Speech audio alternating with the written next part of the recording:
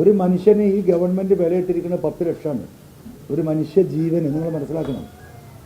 മരുമോൻ ഈ പറയുന്ന എന്താ പറയുക ബേപ്പൂർ ഉത്സവത്തിന് 4 റീലുണ്ടാക്കാൻ 39,40,000 രൂപയാണ്, 60,000 രൂപ എന്ന് പറഞ്ഞാൽ 9,60,000 രൂപ. 9,60,000 രൂപ 2 മിനിറ്റിൻ്റെ റീല് 10ാം ക്ലാസ്സിലെ കുട്ടികളുണ്ടാക്കും.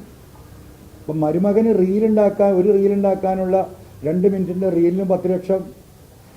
പച്ച മനുഷ്യനെ ഈ മൃഗങ്ങൾ കടിച്ചു നിന്നാൽ അതിനും 10 ലക്ഷം.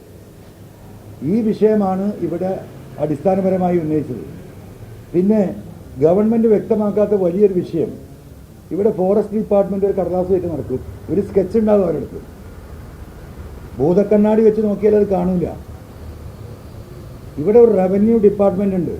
977 മുമ്പ് പട്ടയം കിട്ടിയവർ, 950 തൊട്ട് ആധാരവും മറ്റു പട്ടയങ്ങളുള്ളവർ. ഈ പട്ടയമുള്ളവരെയാണ് എവിക്റ്റ് ചെയ്യുന്നത്. അവരെന്താ പറയുന്നത്, ഞങ്ങളുടെ രേഖയിൽ ഇങ്ങനെയാണ്. ഒരു കടലാസുമില്ല. ഞാൻ ഈ പറഞ്ഞ കണ്ണുകൊണ്ട് നോക്കിയാൽ, മൈക്രോസ്കോപ്പ് വെച്ച് നോക്കിയാൽ കാണുന്നൊരു സ്കെച്ച്. അപ്പോൾ ഭൂമിയുടെ അവസാന അതോറിറ്റി കേരളത്തിൽ ഫോറസ്റ്റ് ഡിപ്പാർട്ട്മെൻ്റ് ആണോ അതല്ല റവന്യൂ അതോറിറ്റി ആണോ എന്ന് സർക്കാർ ഇതുവരെ വ്യക്തമാക്കിയിട്ടില്ല. രാജ്യത്തിൻ്റെ നിയമം അനുസരിച്ച് റവന്യൂ ആണ് ഭൂമിൻ്റെ അവസാന വാക്ക് പറയേണ്ടത്. കേരളത്തിൽ അതുപോലും പറ്റില്ല. ഇന്ത്യയിലെ മറ്റൊരു സംസ്ഥാനത്തും ഇല്ല. ഇവിടെ PWD റോഡ് ഫോറസ്റ്റ് എൻക്രോച്ച് ചെയ്താൽ അത് എൻക്രോച്ച് ചെയ്തു എന്ന് PWDയിലെ ഉദ്യോഗസ്ഥന്മാർ പറഞ്ഞാൽ അവരുടെ പേരിൽ കേസെടുക്കണം. എല്ലാ റോഡുകളും നിലമ്പൂരിൽ എൻക്രോച്ച് ചെയ്തുകൊണ്ടിരിക്കുകയാണ്. നിലമ്പൂർ മാത്രമല്ല, കേരളത്തിൽ ഫോറസ്റ്റിലെടുത്തൊക്കെ ഇതാണ്.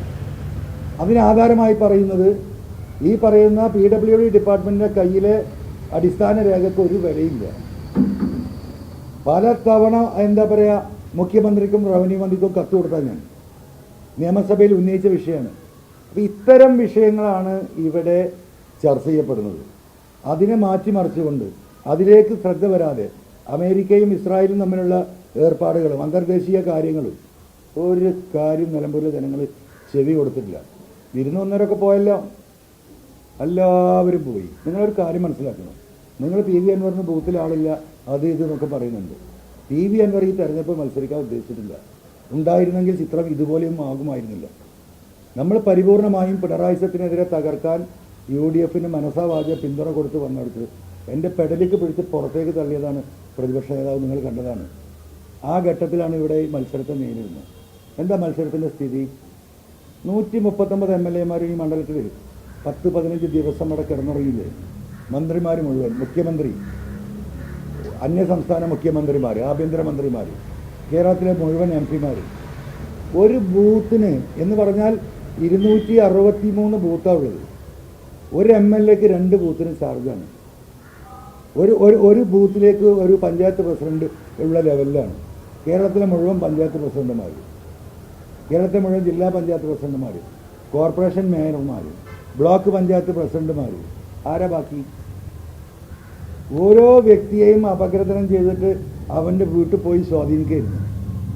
അവിടെ ഈ 4 പാവപ്പെട്ട തൊഴിലാളികളെയും കൊണ്ടിട്ട് PV അൻവർ ഈ പോരാട്ടം നടത്തിയിട്ട് ഞാൻ ഭയങ്കര ഹാപ്പിയാണ്. എന്തുകൊണ്ടാണ് ഹാപ്പിയാവുന്നത്? ഇവർ ജനത്തെ വെല്ലുവിളിച്ചു, ആ ജനം തിരിച്ച് അവരെ വെല്ലുവിളിച്ചു. നിലമ്പൂരിലെ എല്ലാ വീട്ടിൻ്റെ അടുക്കളയിലും പോയി എന്താ പറയുക കാവലിരുന്ന് കാല് പിടിക്കുന്ന ഗതികേടിലേക്ക് കേരളത്തിലെ മുഴുവൻ മന്ത്രിമാരും MLAമാരും പാർട്ടി നേതാക്കളും എത്തിച്ചു. ജനത്തിൻ്റെ വില എന്താണെന്നുള്ളത് കാണിച്ചു കൊടുത്തു PV അൻവർ. ഞാൻ ജയിച്ചു നിൽക്കുകയാണ്. ഇതിലും വലിയ ജയം ഞങ്ങൾക്ക് എന്താ വേണ്ടത്? അതുതന്നെയാണ് ജയം.